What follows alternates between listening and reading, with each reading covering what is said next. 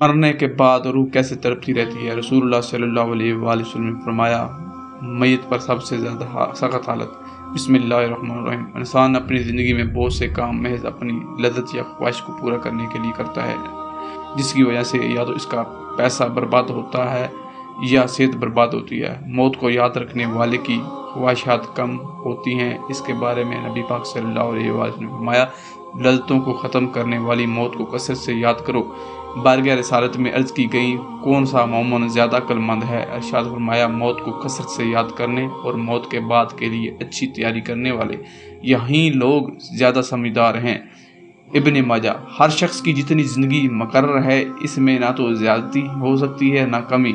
जब ज़िंदगी का वक्त पूरा हो जाता है, इस वक्त हज़रत इज़राइल अलैहिस्सलाम कब्ज़े रूह के लिए आते हैं। इस शख्स के दाएं बाएं जहां तक निगाह काम करती है, फरिश्ते दिखाई देते हैं। मुसलमानों के आस पास रहमत के फरिश्ते होते हैं और काफिर के दाएं बाएं अजाब के। इस वक्त हर शख्स पर इस्लाम की हकानियत आफ्ताब से ज़्यादा रोशन हो जाती हैं, मगर इस वक्त का ईमान मतबर नहीं, इसलिए कि हुक्म ईमान बिल गैब का है और अब गैब ना रहा, बल्कि ये चीज़ें मुशाहद हो गई। मरने के बाद मुसलमान की रूह हसब मरतबा मुख्तलिफ मकामों में रहती है। बाज़ की कब्र पर, बाज़ की चाह जम शरीफ में, बाज़ की आसमान और ज़मीन के दरमियान, बाज़ की पहले दूसरे सातवें आसमान तक और बाज़ की आसमानों से भी बुलंद है। और बाज़ की रूहें अर्श कंदीलों में और बाज़ की आला अलीन में, मगर किसी हों अपनी जिस्म से इनका तलक बदस्तूर रहता है। जो कोई कब्र पर आए, इसको देखते पहचानते, इसकी बात सुनते हैं। हदीस में है कि एक तैर पहले कफ्स में बंदा था और अब आज़ाद कर दिया गया। अहमा कराम फरमाते हैं, बेशक पाक जाने जब बदन के इलाकों से जुदा होती हैं, आलम बाला से मिल जाती हैं और सब कुछ ऐसा देखती सुनती हैं जैसे जहाँ हाजिर हैं। जिसमें फरमाया, जब मुसलमान मरता है तो इसकी राह खोल दी जाती है, जहाँ चाहे जाए। मुर्दा कलाम भी करता है, इसके कलाम को जिन और इंसान के सिवा तमाम हैवानात वगैरह सुनते भी हैं। जब मुर्दा को कब्र में दफन करते हैं, इस वक्त इसको कब्र दबाती है। अगर वो मुसलमान है तो इसका दबाना ऐसा होता है कि जैसे माँ प्यार में अपने बच्चे को ज़ोर से चिमटा लेती है, और अगर काफिर है तो इसको ज़ोर से दबाती है कि इधर की पसलियाँ उधर और उधर की पसलियाँ इधर हो जाती हैं। जब दफन करने वाले दफन करके वहाँ से चले जाते हैं, इनके जूतों की आवाज़ सुनता है। इस वक्त इसके आसपास दो फरिश्ते अपने दांतों से ज़मीन चीरते हुए आते हैं और नहायत सख्ती के साथ करख्त और आवाज़ में सवाल करते हैं, पहला सवाल तेरा रब कौन है, और दूसरा सवाल तेरा दीन क्या है, तीसरा सवाल इनके बारे में तो कहता है मुसलमान। तो पहला सवाल जब जवाब देगा मेरा रब, और दूसरे का जवाब देगा मेरा दीन, तीसरे का सवाल का जवाब देगा वो तो रसूलुल्लाह सल्लल्लाहु अलैहि वसल्लम हैं। इस वक्त आसमान से एक मुनादी निदा करेगा, मेरे बंदे ने सच कहा, इसके लिए जन्नत का बिछौना बिछाओ और जन्नत का लिबास पहना दो, इसके लिए जन्नत की तरफ से एक दरवाज़ा खोल दो। जन्नत की नसीम और खुशबू इसके आसपास आती रहेगी और जहाँ तक निगाह फैलेगी वहाँ तक इसकी कब्र कुशादा कर दी जाएगी। इससे कहा जाएगा तू सो जा। पहले इसके बाएं हाथ की तरफ जहन्नम की खिड़की खोलेंगे, जिससे जलन और गर्म हवा और सख्त बदबू आएगी, फिर बंद कर देंगे। इसके बाद दाहिनी तरफ से जन्नत की खिड़की खोलेंगे। इससे कहा जाएगा कि अगर तू इन सवालों के सही जवाब न देता तो तेरे वास्ते वो थी। अब ये है ताकि अपने रब की नेमत की कदर जाने, कैसी बलाएं अजीम से बचाकर कैसी नेमत उज़्मा अता फरमाई।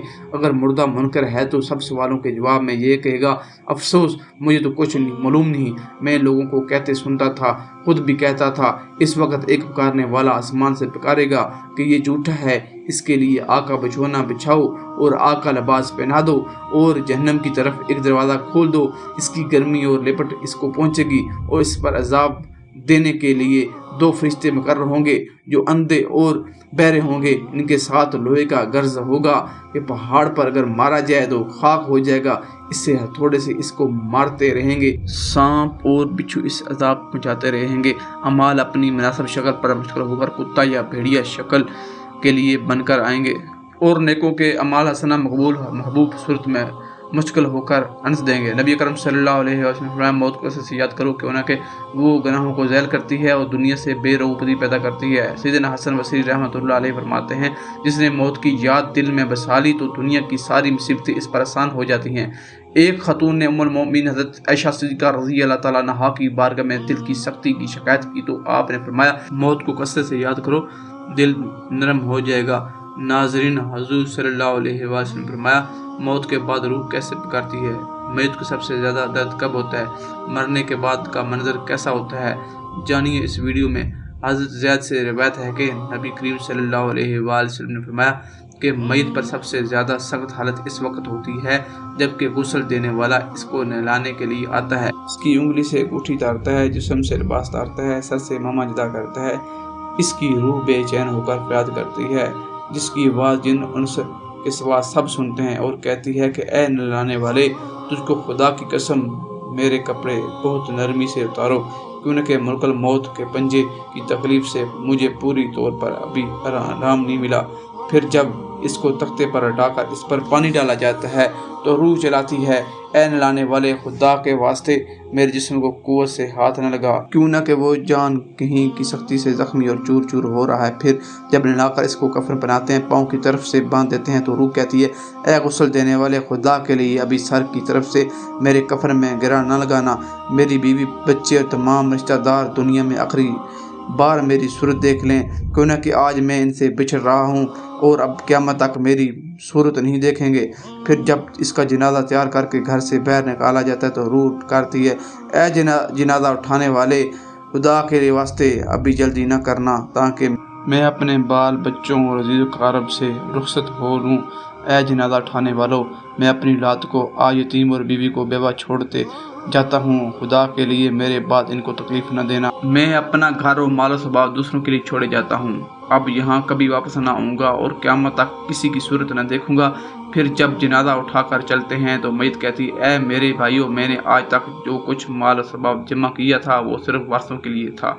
आज इनमें से कोई मेरे गुनाहों का ज़रा सा बोझ भी नहीं उठाएगा। हर चीज़ का हिसाब मुझसे लिया जाएगा और मेरे वारस खाएंगे, उड़ाएंगे। फिर जब नमाज जनाजा के बाद दफन से पहले कुछ लोग अपने अपने घर जाने लगते हैं तो मैयत कहती है, ए मेरे भाइयों, खुदा के वास्ते अभी ऐसा जुल्म न करो। मरने वाला तुमसे मानूस था और तुम दफन से पहले मुझे छोड़कर जा रहे हो। जब इस कब्र में उतारते हैं तो मैयत कहती है, ए मेरे वारसों और तरका पाने वालों, मैंने जो कुछ जमा किया वो सब तुम्हारे लिए छोड़कर जा रहा हूँ। खुदा के लिए तुम मुझको दुआएं खैर फातह से भुला न देना। बुजुर्गों का कौल है कि आखिरत की मंजिलों में से कब्र पहली मंजिल है। अगर इस मंजिल में निजात पाई तो इसके बाद मंजिलें बहुत आसान हैं, और अगर यहाँ अज़ाब में मुब्तला हुआ तो आगे चलकर इससे ज़्यादा सख्ती होगी।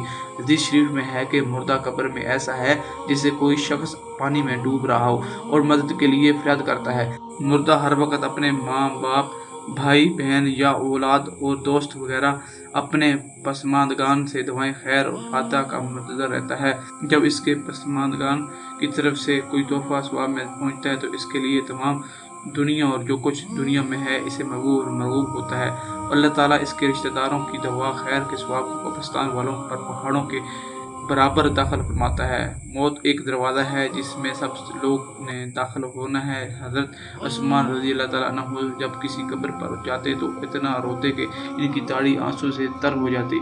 आपसे पूछा गया, आप जन्नत और जहन्नम का तज़किरा करते हैं तो नहीं रोते, मगर कब्र देखकर रोते हैं। कहने लगे, रसूलुल्लाह सल्लल्लाहु अलैहि वसल्लम ने फरमाया कि कब्र आखिरत की पहली मंजिल है, लिहाजा अगर मरने वाला इससे निजात पाए तो बाद के मनाज़र इससे कहीं ज़्यादा आसान है, और अगर इसकी तकलीफ़ से निजात न पाए तो बाद के मरहल इससे बहुत ज़्यादा सख्त हैं। और फरमाया कि रसूलुल्लाह सल्लल्लाहु अलैहि वसल्लम का इरशाद है, मैंने कभी कोई मंजर नहीं देखा मगर कब्र इससे ज़्यादा सख्त है। क्या हमारे लिए इन कब्रों में इबरत नहीं है?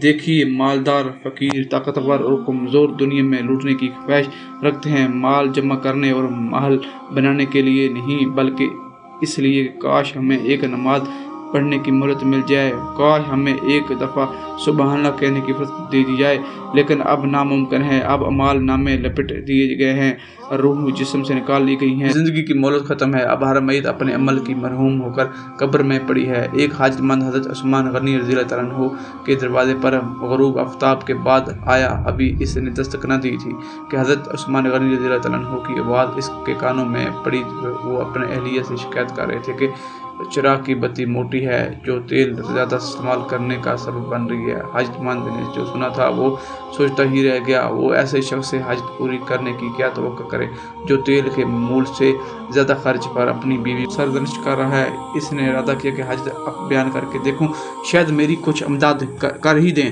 دستک سن کر حضرت عثمان غنی رضی اللہ تعالیٰ عنہ بہرائے حاجت مند نے اپنی حاجت بیان کی اور لہجے میں زیادہ زور دیتے ہوئے کہا کہ ضرورت کچھ زیادہ ہی ہے۔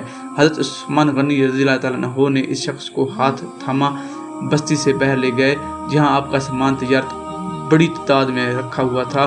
فرمایا یہ سب تیری نظر ہے، کیا اس نے تمہاری ضرورت پوری ہو جائے گی؟ وہ شخص حیران ہکا بکا دیکھتا رہ گیا۔ چنانچہ اس نے عرض کیا، حضرت یہ سب کچھ میری ضرورت سے زیادہ ہے۔ امیر المومن نے فرمایا مجھے خوشی ہے کہ یہ تمہاری ضرورت سے کم نہیں۔ اس شخص نے کہا، اے حضرت ایک بات بتائیے، چراغ کی بتی قدر موٹی ہو جانے پر آپ اپنی زوجہ محترمہ کو سرزنش کر رہے ہیں، حالانکہ چراغ اس قدر روشنی رکھنے میں شاید صرف 1 درہم کا تیل استعمال نہ ہوتا ہو، وہ تو آپ کو گوارا نہ ہوا، اور یہاں ہزاروں کا سامان مجھے بلا تحمل دے رہے ہیں۔ تب آپ نے فرمایا، بھائی چراغ میں تیل کا زیادہ اسراف ہے اور زیادہ اسراف اللہ کو پسند نہیں، اور مجھے اللہ کے حضور اپنے مال کی فکر رہتی ہے۔ یہاں مجھے فکر مال لاحق ہے، اس لیے میں نے سرزنش کی سامان تمہیں اللہ کی خوشنودی کے لیے صدقہ دیا ہے، اس پر اجر کی امید ہے اور وہاں پر حساب کا خوف ہے۔ اللہ تعالی ہم سب کو دینوں کی سمجھ نصیب فرمائے اور ہمارا خاتمہ ایمان پر فرمائے، آمین ثم آمین۔